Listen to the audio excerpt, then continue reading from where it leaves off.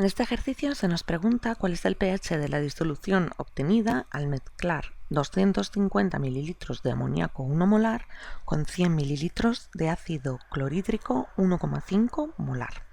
Y nos dan como dato la constante de hidrólisis de la base, que es el amoníaco, y que es igual a 1,8 por 10 elevado a menos 5 molar.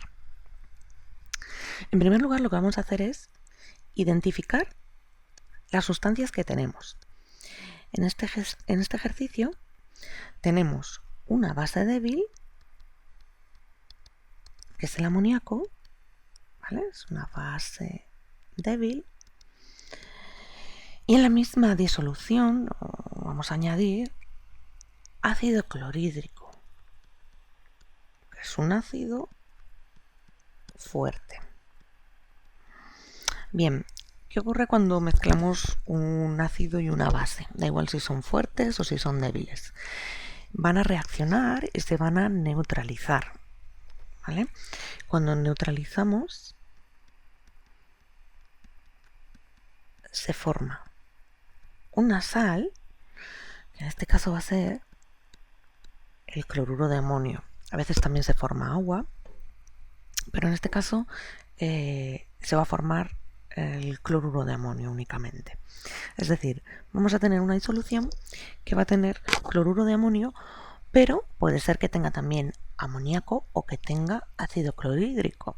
Va a depender de si todo el amoníaco y el ácido clorhídrico que tenemos reaccionan, de forma que no queda nada de ninguno de los dos y se forma cloruro de amonio, o si tenemos más de ácido que de base y entonces nos sobraría ácido, o si tenemos más base que ácido y entonces pues nos sobraría base. Entonces lo primero que tenemos que hacer en los ejercicios en los que se nos dice que se mezcla una disolución con otra disolución es ver cuántos moles tenemos de cada cosa, ¿vale? Para ver si tenemos las cantidades estequiométricas o si tenemos un reactivo limitante y por tanto nos va a sobrar del otro reactivo.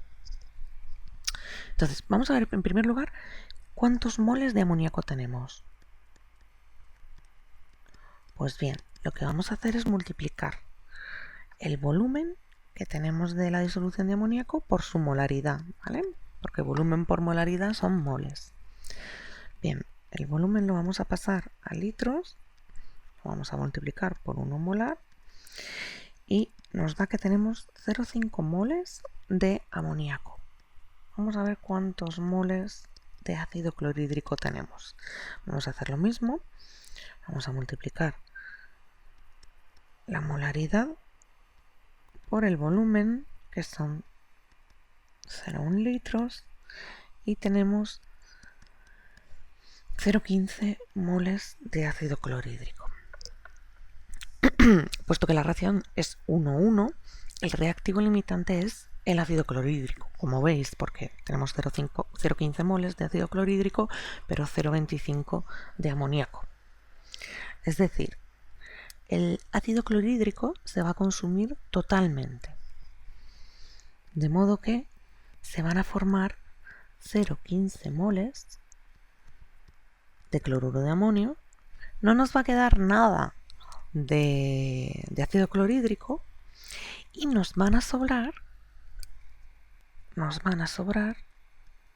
pues la diferencia de moles, que son 0,1 moles de amoníaco.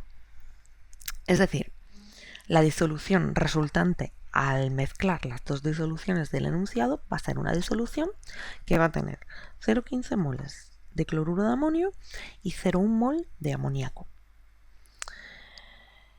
¿Qué es lo que tenemos aquí? Pues tenemos una base débil, ¿de acuerdo?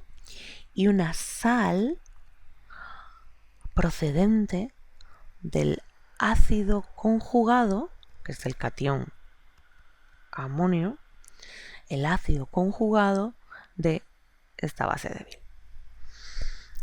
Pues bien, inmediatamente al ver esto tenemos que identificar que esto es una disolución reguladora. Pues tenemos una base débil y una sal procedente del ácido conjugado de la base débil. ¿De acuerdo? ¿Cuál es la reacción de interés en las disoluciones reguladoras? Pues es la misma que la de hidrólisis de la base. ¿Vale? Es decir, en la reacción química que nos interesa para poder calcular el pH que se nos pide es la de hidrólisis de la base débil, es decir, amoníaco más agua. El amoníaco acepta un protón y del agua que lo pierde y queda como aniones hidroxilo. ¿Vale? Esta sería la reacción que nos interesa en este caso. Esa reacción tiene una constante de equilibrio que es K sub P, la que nos da el enunciado. Ya vimos que para conocer el pH de una disolución reguladora es muy sencillo, puesto que tenemos la reacción química y podemos conocer fácilmente cuál es la concentración de amoníaco y cuál es la concentración del ion amonio. ¿Cuál es la concentración de amoníaco? Pues bien, si me han sobrado 0,1 moles de amonio en disolución, su concentración será 0,1 mol partido del volumen total. ¿Cuál es el volumen total que tengo? Bueno, pues si he mezclado 250 mililitros con 100 mililitros, el volumen total son 350 mililitros, que pasados a litros son 0,35 litros. ¿Vale? Este cociente me daría la concentración de amoníaco. ¿Y cuál sería la concentración del ion amonio? Pues bien, el ion amonio procede de la sal, ¿vale? La sal, este cloruro de amonio, va a estar completamente disociada en disolución en el catión amonio y en el ion cloruro. Luego, si yo tenía 0,15 moles de cloruro de amonio, voy a tener 0,15 moles de ion amonio y 0,15 moles del ion cloruro, ¿vale? Luego, para calcular la concentración del ion amonio, tengo que dividir 0,15 moles entre el volumen total de disolución, que hemos dicho que eran 0,35 litros. ¿De acuerdo? Esas son las concentraciones de cada especie. Escribo ahora cuál es la expresión de la constante de equilibrio. ¿Vale? Sería el cociente de el producto de las concentraciones de los productos elevados a sus respectivos coeficientes estequiométricos, que son 1, partido del producto de las concentraciones de los reactivos. En este caso solo ponemos el amoníaco, puesto que el agua es un líquido puro y está en una concentración muchísimo mayor al resto de las especies que participan en la reacción.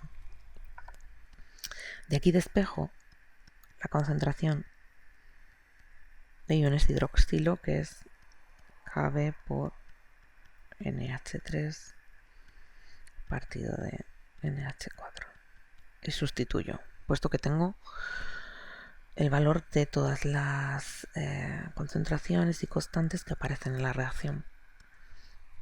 La concentración de amonio sería 0,1 partido 0,35. No he hecho la operación, lo pongo directamente todo. ¿Vale? Y esto, bueno, 0,35 con 0,35 se me iría, y esto es igual a 1,2 por 10 elevado a menos 5. El pOH es el menos logaritmo de la concentración de OH menos, es decir, menos logaritmo de 1,2 por 10 elevado a menos 5, que es 4,92. El pH es igual a 14 menos pOH, esto es 14 menos 4,92, que es igual a 9,08. 9,08 sería el pH de nuestra disolución reguladora. Me gustaría hacer hincapié en que no es necesario aprender ninguna fórmula para resolver los problemas de disoluciones reguladoras. ¿Vale? Como veis, simplemente conociendo cuál es la reacción química que rige el proceso y eso sí, conocer cuál es la expresión de la constante de equilibrio, pues podemos resolver el ejercicio, ¿vale? Sin necesidad de aprender de memoria ninguna fórmula.